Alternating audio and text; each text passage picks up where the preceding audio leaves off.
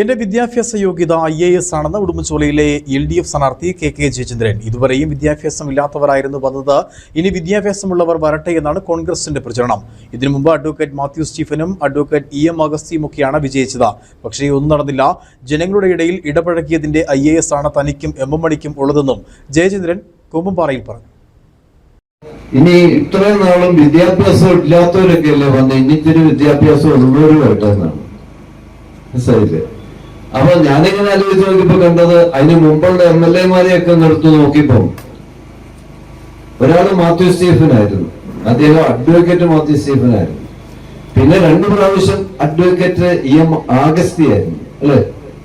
പിന്നെ ഇവിടെ അപ്പൊ അങ്ങനെയുള്ളവരൊക്കെ ആയിരുന്നു ഇവിടെ ഉണ്ടായിരുന്നു. അപ്പൊ എല്ലാവരും അഡ്വക്കേറ്റുമാരും അതുപോലെയുള്ളവരൊക്കെ ആയിരുന്നു.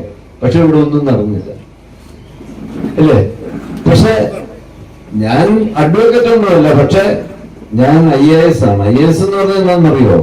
ജനങ്ങളുടെ ഇടയിലുള്ള പ്രവർത്തനത്തിന്റെ അവരുടെ ജീവിതാനുഭവത്തിലുള്ള IAS ആണ് എന്റെ IAS എന്ന് പറയുന്നത്. മണിയാസന്റെ IAS അത് തന്നെയാണ്.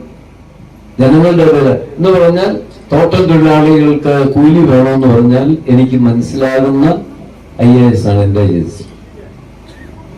കൃഷിക്കാരന്റെ കാർഷിക ഉൽപ്പന്നങ്ങൾക്ക് വില ലഭിക്കുന്നില്ലെന്ന് പറഞ്ഞാൽ പെട്ടെന്ന് മനസ്സിലാവും. ഏലക്കായുമായി പോകുന്ന കൃഷിക്കാരനെ സെയിൽസ് ടാക്സ് ഉദ്യോഗസ്ഥന്മാർ തടഞ്ഞു വെച്ച് പ്രശ്നങ്ങൾ ഉണ്ടാക്കുന്നു എന്ന് പറഞ്ഞാൽ എനിക്ക് പെട്ടെന്ന് മനസ്സിലാവും. അപ്പൊ അതുകൊണ്ട് അവരുടെ ആവശ്യങ്ങളുടെ മുമ്പിലാണ് നമ്മളെല്ലാം നിന്നത്.